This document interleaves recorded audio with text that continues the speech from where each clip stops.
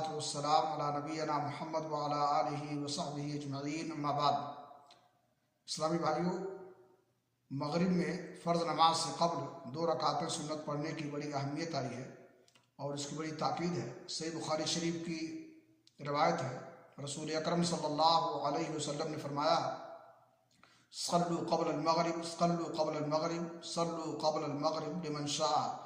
مغرب سے پہلے نماز پڑھو، مغرب سے پہلے نماز پڑھو، مغرب سے پہلے نماز پڑھو۔ تیسری بار آپ نے فرمایا جو چاہے۔ اس لیے صحابہ کرام اس کا بڑا اہتمام کرتے تھے۔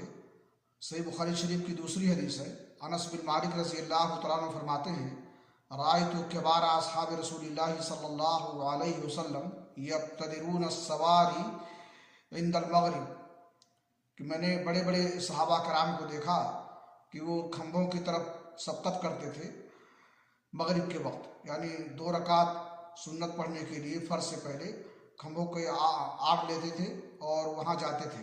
اس حدیث سے بھی معلوم ہوا کہ مسجد میں بھی سنن و نوافل کی ادائیگی کے لیے سترہ کا اہتمام کرنا یہ ضروری ہے۔